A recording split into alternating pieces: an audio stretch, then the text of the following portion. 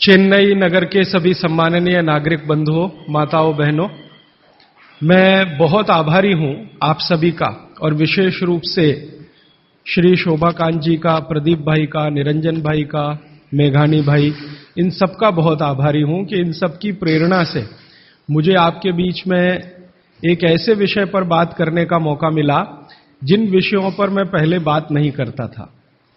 हमारी जो चिकित्सा और स्वास्थ्य का विषय है, इस पर बात करने की प्रेरणा मुझे पिछले 3-4 साल पहले हुई जब मैंने भारत सरकार को एक पत्र लिखा था।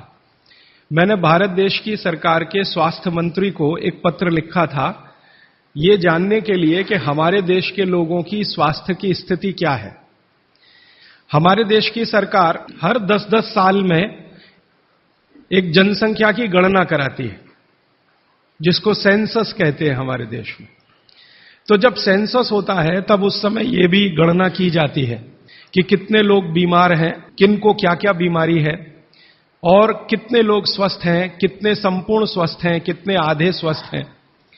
तो मैंने आज से लगभग 4 साल पहले एक पत्र लिखा था स्वास्थ्य मंत्री को और उसमें एक ही प्रश्न पूछा था कि भारत के लोगों की स्वास्थ्य की स्थिति क्या है। तो हमारे देश के मंत्री महोदय के सचिव ने, सेक्रेटरी ने उत्तर दिया कि देश के लोगों की स्वास्थ्य की जो स्थिति है उसके लिए हम आपको पूरा डाटा भेज रहे हैं, आप उसका अध्ययन करके खुद अंदाजा लगा लीजिए। तो सरकार ने जो मुझको डाटा भेजा वो 1-2 पन्ने का नहीं था, वो काफी 600-700 पन्ने का मोटा सा एक पुलिंदा था। उसमें जो सेंसस की रिपोर्ट थी वो पूरी उन्होंने लिखी थी। वो पढ़कर मुझे बहुत परेशानी हो गई। परेशानी क्या हो गई कि उसमें उन्होंने बताया कि लगभग 112 करोड़ लोग इस देश में रहते हैं और 112 करोड़ लोगों में स्वस्थ लोगों की संख्या गिनती की 25 से 30 करोड़ है। बस 25 से 30 करोड़ लोग ऐसे हैं इस देश में जिनको स्वस्थ कहा जा सकता है, जिनको किसी तरह का कोई रोग नहीं है, शारीरिक रूप से भी और मानसिक रूप से भी। बाकी जितने भी लोग हैं सभी को कुछ न कुछ तकलीफें हैं।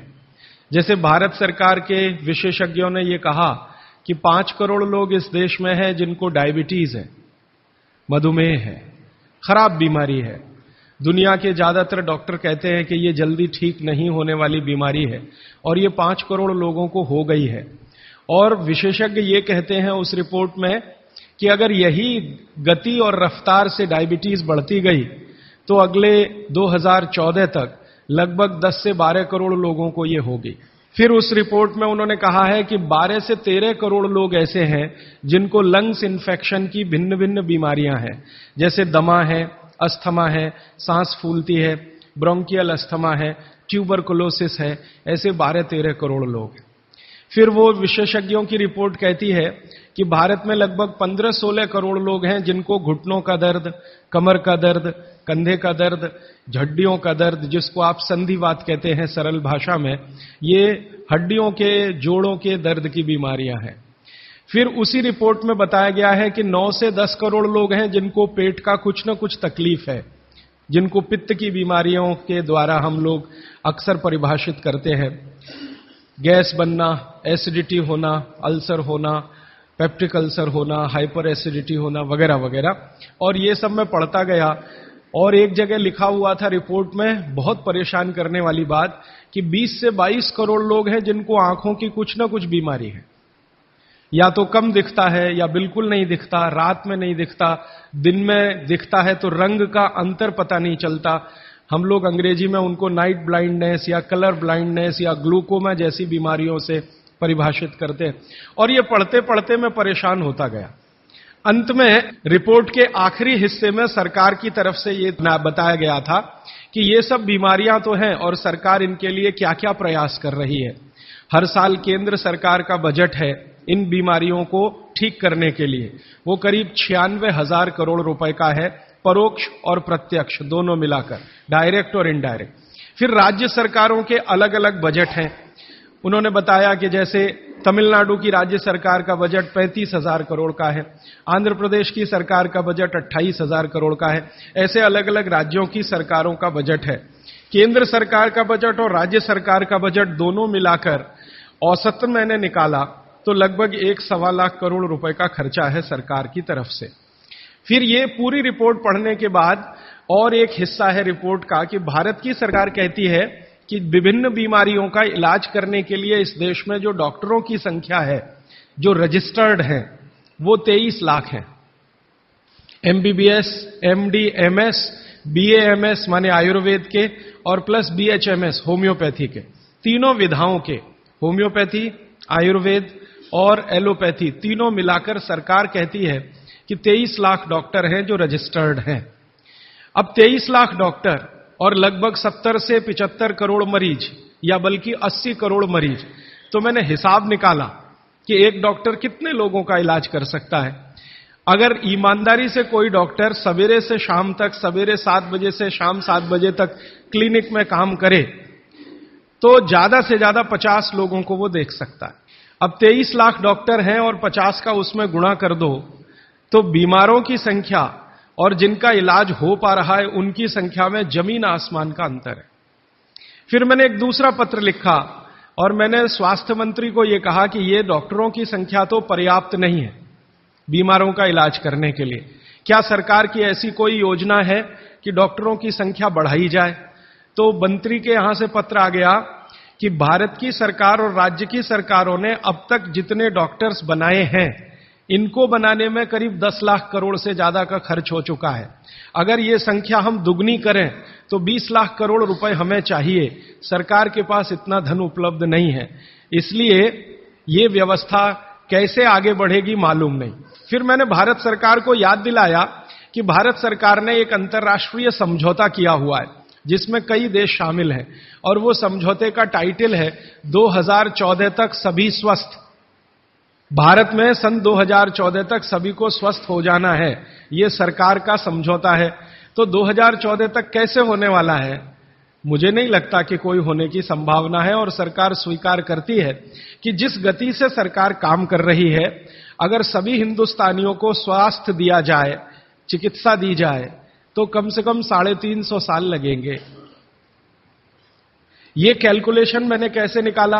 हर साल जितने डॉक्टर इस देश में पढ़कर निकल रहे हैं, एलोपैथी, होम्योपैथी और आयुर्वेद के, और उसमें देश का जो ग्रोथ रेट है 10%, वो जोड़कर हर साल उनकी संख्या बढ़ती जाए, तो 350 साल में सभी को चिकित्सा और स्वास्थ्य मिल जाएगा। अब पता नहीं 350 साल में कितने जीवित बचेंगे और कितने यहां से चले जाएंगे। अब मेरी एक जो दुख की बात है मन की, वो ये कि 350 साल में जनसंख्या अगर जो बढ़ रही है उसको जोड़ दिया इसमें, तो किसी को भी स्वास्थ्य कभी भी उपलब्ध नहीं हो सकेगा। जब ये जानकारी मुझे आई तो मैं बहुत परेशान हुआ और मैंने सोचा कि ये तो बड़ी गंभीर स्थिति है। फिलहाल पिछले कुछ वर्षों से मैं स्वामी रामदेव जी के साथ जुड़ा हूं। उनसे जब मैंने इन सब विषयों पर चर्चा की तो वो भी कहते हैं कि बात तो बहुत गंभीर है, सबको स्वास्थ्य मिलना सरकार के बूते का और सरकार के दम पर, और चिकित्सा जो चल रही है इस देश में उसके दम पर तो संभव नहीं है, कोई और रास्ता ढूंढना पड़ेगा। अब दूसरा रास्ता ढूंढने के लिए मैंने भारत देश के कई बड़े चिकित्सकों से बात करना शुरू किया, ऐसे वैद्यों से बात करना शुरू किया जो आयुर्वेद के बड़े पंडित माने जाते हैं इस देश में। विशेष रूप से एक वैद्य हैं हार्डीकर, पूना में रहते हैं और उनका भारत में बहुत बड़ा ऊंचा स्थान है। आजकल हिंदुस्तान के आयुर्वेद चिकित्सा के जो विशेषज्ञ हैं वो उनको आधुनिक चरक कहते हैं, इतनी ऊंची स्थिति है उनकी। हार्डीकर जी की उम्र उनकी लगभग 85 वर्ष हो चुकी है। मैंने हार्डीकर जी से कहा कि भारत की चिकित्सा की जो स्थिति है वो ये है, सरकार कहती है, आप क्या मानते हैं? तो उन्होंने कहा कि भारत में किसी को भी सरकार के भरोसे चिकित्सा कभी नहीं मिल सकती। अगर कोई व्यक्ति चाहे तो अपनी चिकित्सा स्वयं करे तभी रास्ता खुलेगा और कोई रास्ता नहीं। हार्डीकर जी ने एक दिन मुझे कहा कि तुम जानते हो 200 साल पहले हिंदुस्तान में लोग बीमार नहीं थे इतने। तो मैंने कहा आप कैसे कहते हैं? उन्होंने कहा स्टैटिस्टिक्स देख लो, आंकड़े देख लो। तो 200 साल पहले के भारत के लोगों के चिकित्सा और स्वास्थ्य के आंकड़े मैंने इकट्ठे किए जो अंग्रेजों की सरकार के द्वारा तैयार किए गए थे, क्योंकि उस समय भारत में अंग्रेजों की सरकार चलती थी। तो मुझे हैरानी हुई कि आज जितने बीमार हैं और उस समय जितने बीमार थे, आज जितनी जनसंख्या है, और 200 साल पहले जितनी जनसंख्या है, वो सब बातों को ध्यान में रखते हुए मैं अगर आपको सरल भाषा में कहूं कि अगर आज 100% लोग बीमार हैं तो 200 साल पहले मुश्किल से 8 या 10% लोग ही बीमार थे। अब वो 8 से 10% लोगों की चिकित्सा के लिए अंग्रेजों ने एलोपैथी व्यवस्था यहां शुरू की थी, जो शायद पर्याप्त रही होगी क्योंकि बीमारों की संख्या बहुत कम थी। आज बीमारों की संख्या हमारी कुल संख्या की 70 से 80% हो गई है और ये चिकित्सा लगभग फेल हो गई है। पिछले 60 वर्षों में आजादी के बाद आप सब जानते हैं, सरकार भी मानती है इस बात को कि जितना विकास हुआ है एलोपैथी चिकित्सा का, जितने डॉक्टर बढ़े हैं, जितनी दवाएं बढ़ी हैं, जितने हॉस्पिटल्स बढ़े हैं, जितनी सुविधाएं बढ़ी हैं, उतनी बीमारियां कई गुना गति से बढ़ गई। अब न हॉस्पिटल पर्याप्त हैं न डॉक्टर पर्याप्त हैं। आप अक्सर आए दिन अखबारों में समाचार पढ़ते होंगे, टीवी पर देखते होंगे कि लोगों को बिना इलाज के मर जाना पड़ता है, बिना दवा के मर जाना पड़ता है, हॉस्पिटल के बाहर बेचारे पड़े रहते हैं और डॉक्टर कहते हैं कि उनके ऊपर काम का इतना बोझा है कि वो सभी पेशेंट को अटेंड नहीं कर सकते। ये दोनों तरफ की बातें समझने के बाद मुझे वैद्य हार्डीकर जी की बात समझ में आई कि सब लोग अपनी चिकित्सा करने लगे तो रास्ता खुलता है सभी के स्वस्थ होने का। तो मैंने एक दिन हार्डीकर जी को पूछा कि क्या यह संभव है कि हर आदमी अपनी चिकित्सा खुद कर ले, तो डॉक्टर की क्या जरूरत है? तो उन्होंने कहा है कि डॉक्टर क्या करता है, डॉक्टर क्या करता है, आपसे कुछ बातें पूछेगा, आपको भूख लगती है कि नहीं, प्यास लगती है कि नहीं, नींद आती है कि नहीं, खाना अच्छा लग रहा है कि नहीं, वगैरह वगैरह, और ये सब आप उसको बताएंगे। ये सब बताने के बाद वो अपना कंक्लूजन आपको बताएगा कि आपको फलाना रोग हुआ है या आपको ऐसी तकलीफ हुई है। मतलब क्या है, डॉक्टर ने जो कुछ बताया आपके कहने पर, वो कोई भगवान तो नहीं है, ऐसा डॉक्टर तो कहीं नहीं है कि जो आप कुछ भी ना कहो और बता दे कि आपको ऐसा है। शायद 250-300 साल पहले रहे होंगे ऐसे कुछ चिकित्सक जो नाड़ी देखते ही बात करते थे कि आपने 10 दिन पहले ये खाया। हार्डीकर जी ने मुझे बताया कि ऐसे वैद्य रहे हैं इस देश में जो 1 मिनट आपकी नाड़ी पकड़ लें तो बता देंगे कि कल क्या खाया, 2 दिन पहले क्या खाया, 4 दिन पहले क्या खाया, 10 दिन पहले क्या खाया। अब ऐसे लोगों की कमी बहुत है इस देश में, संख्या भी कम है। तो हार्डीकर जी ने मुझे कहा कि आप जो बताते हैं डॉक्टर उस पर से अपना तय करता है, लेकिन उसमें भी वो पक्का नहीं होता। एलोपैथी चिकित्सा में तो सिद्धांत ही है trial and error, trial and error, trial and error, माने कोशिश करो और गलतियां करो, कोशिश करो और गलतियां करो, कोशिश करो, माने तीर चलाओ, लगे तो ठीक, नहीं तो तुक्का। ये बात हार्डीकर जी के मुंह से सुनी तो मुझे लगा कि वो आयुर्वेद चिकित्सक हैं, शायद इसलिए ऐसा बोलते होंगे। फिर मैंने ये बात कंफर्म करने के लिए एलोपैथी के कई बड़े डॉक्टरों से बात की, बहुत बड़े बड़े डॉक्टरों से बात की, दिल्ली में, मुंबई में। वो कहते हैं कि देखो बात तो सही है लेकिन हम इसको जाहिर में नहीं कह सकते, माने आप जैसे लोगों के सामने नहीं कह सकते कि हम सब ट्रायल एंड एरर पे काम करते हैं, हम सब तीर चलाते हैं, लग जाए तो ठीक है नहीं तो तुक्का है। माने आपका जो इलाज किया जाता है वो एक कुछ एजम्पशंस के आधार पर है, कंफर्म कुछ भी नहीं है उसमें। काम कर गया तो ठीक है, नहीं तो आप तो मर ही जाएंगे। डॉक्टर कहेगा मैंने तो बहुत कोशिश की, अब मैं क्या कर सकता हूं, और आप चुपचाप अपने पेशेंट की डेड बॉडी लेके वहां से चले आएंगे। मैं आपको एक बहुत गंभीर बात कहना चाहता हूं। हिंदुस्तान के एलोपैथी चिकित्सा के शीर्षस्थ डॉक्टर जो इस देश में हैं, उनकी एक संस्था है, वो संस्था की एक कॉन्फ्रेंस में मैं चला गया था गलती से। एक डॉक्टर मुझे पकड़ के ले गया था, मेरा जाने का तो कोई अधिकार नहीं था लेकिन डॉक्टर ले गया था।